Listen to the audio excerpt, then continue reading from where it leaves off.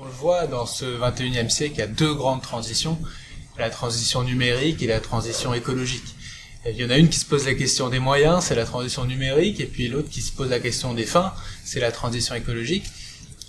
On se disait, le numérique, ça peut être une belle opportunité pour répondre aux enjeux environnementaux, mais au final, qu'est-ce qu'on constate? C'est que l'impact environnemental du numérique en tant que tel, il est exponentiel. Il a un impact négatif sur l'environnement très croissant. Et de l'autre côté, on n'arrive pas réellement à diminuer nos émissions de CO2 au niveau planétaire, elles continuent d'augmenter. Donc pour l'instant, le numérique ne remplit pas ses promesses, et peut-être même qu'il aggrave le problème par son impact, non seulement en termes de CO2, mais aussi en termes de raréfaction des matières premières, qui est un enjeu crucial aujourd'hui, puisqu'on a beaucoup de métaux notamment qui vont manquer d'ici 10, 20 ou 30 ans. La sobriété, bon, déjà, elle doit être numérique, mais elle doit s'appliquer à l'ensemble de l'économie. On consomme trop de matières premières, on produit trop matériellement pour que ce soit durable pour les générations à venir. Et donc, ça doit s'appliquer au numérique également. Pour moi, la sobriété numérique, avant tout, c'est la durée de vie des équipements. C'est un sujet auquel on tient fortement au sein de l'association Halte à l'obsolescence programmée, dans le sens où l'essentiel de l'empreinte du numérique, c'est le fait de faire durer nos équipements.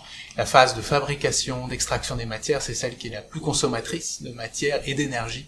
Et donc quand on nous dit il faut mettre en veille son appareil, il faut avoir un comportement responsable, c'est bien, mais on passerait à côté du sujet si on posait pas la question de la durée de vie de ces équipements, de leur réparabilité, de l'accès aux pièces détachées, de l'obsolescence logicielle également, puisque parfois l'appareil fonctionne encore, mais le logiciel qui permet de faire fonctionner à un moment a un problème de compatibilité ou de support technique. Donc ce type de problème-là font qu'on aboutit à un gaspillage de matières premières liées au numérique, au logiciel.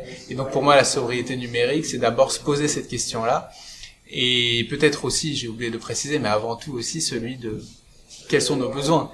Est-ce qu'on a forcément besoin d'écrans partout, d'objets connectés dans tous les sens, ou est-ce qu'on peut délimiter des usages qui sont réellement porteurs d'économie d'eau, d'économie d'énergie, au détriment des gadgets? Alors c'était un labo très intéressant, avec beaucoup de débats avec les participants.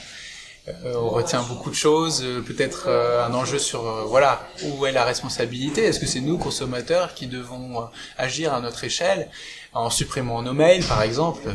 Oui, la réponse est oui, mais surtout, je pense que c'est une responsabilité collective des entreprises, une responsabilité de l'État. Par exemple, quand il déploie la 5G, eh bien là, il y a une responsabilité de l'État avec un gaspillage possible de ressources.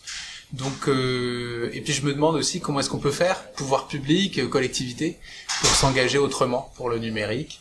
Est-ce que dans les achats, est-ce que dans le type d'économie qu'ils promeuvent, il n'y aurait pas de nouveaux moyens de promouvoir un numérique responsable?